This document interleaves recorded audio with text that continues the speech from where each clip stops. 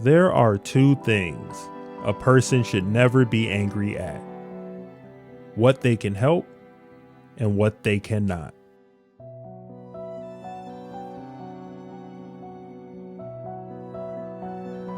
Do you desire to be wholly one, always day and night in one another's company? For if this is what you desire, I am ready to melt and fuse you together, so that being two, you shall become one. And while you living a common life as if you were a single man, and after your death in the world below still be one departed soul, instead of two.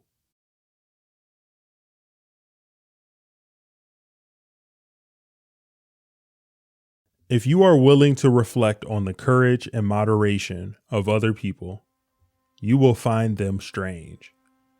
They all consider death a great evil, and the brave among them face death.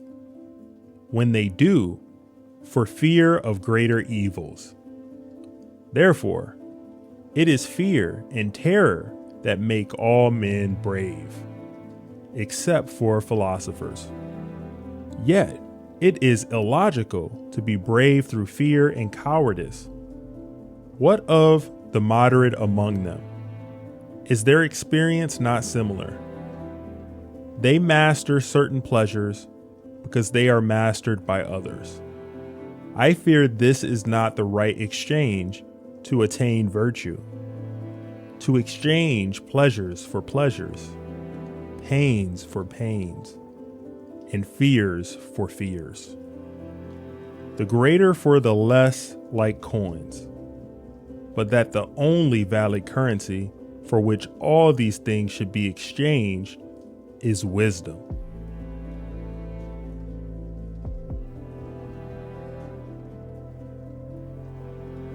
Never discourage anyone who continually makes progress, no matter how slow.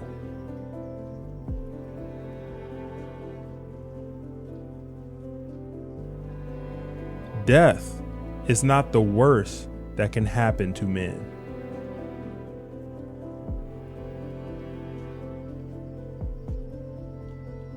Desires are only the lack of something, and those who have the greatest desires are in a worse condition than those who have none, or very slight ones.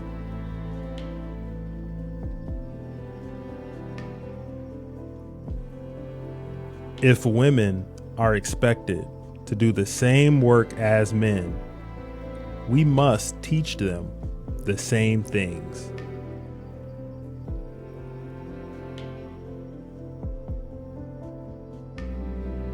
Ignorance, the root and the stem of every evil.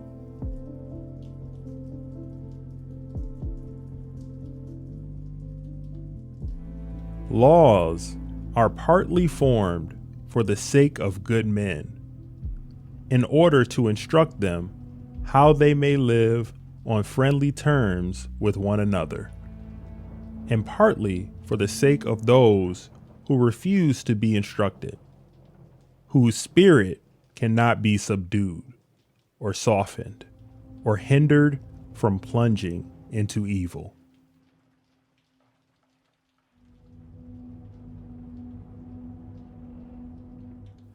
Man is a tame or civilized animal.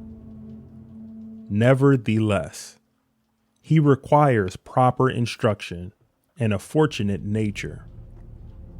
And then of all animals, he becomes the most divine and most civilized. But if he be insufficiently or ill-educated, he is the most savage of earthly creatures.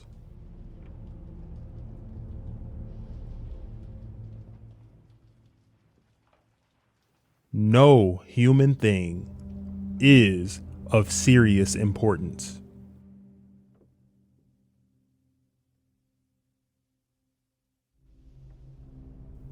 There is no such thing as a lover's oath.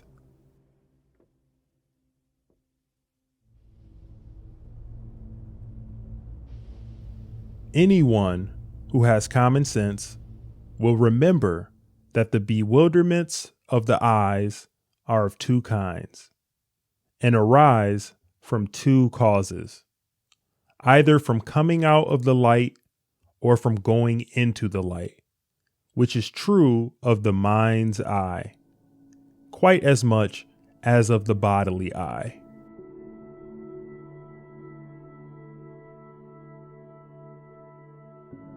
Thinking is the talking of the soul with itself.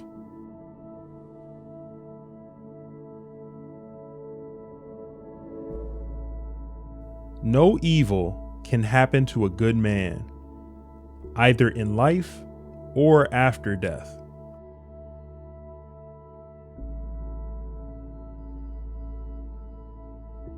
Let every man remind their descendants that they also are soldiers who must not desert the ranks of their ancestors, or from cowardice fall behind.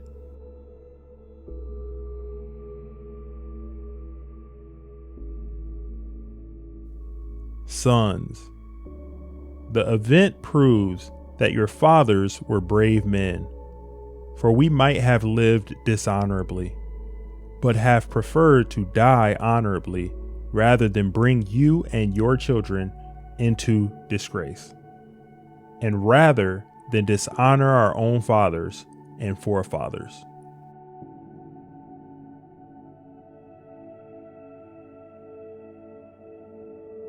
There will be no end to the troubles of states or of humanity itself, till philosophers become kings in this world, or till those we now call kings and rulers really and truly become philosophers, and political power and philosophy thus come into the same hands.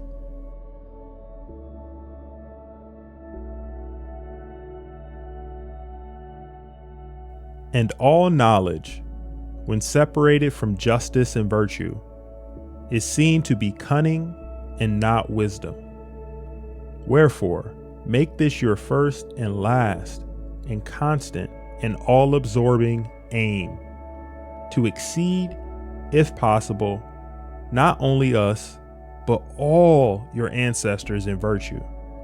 And know that to excel you in virtue only brings us shame, but that to be excelled by you is a source of happiness to us.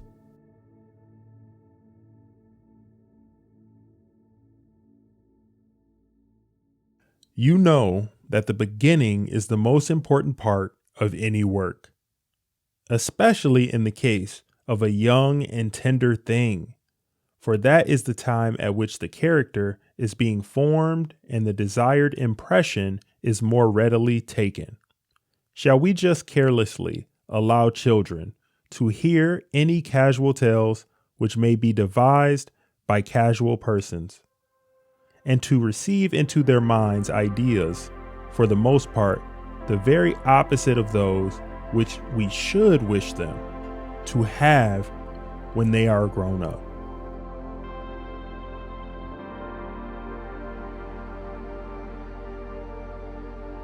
We cannot.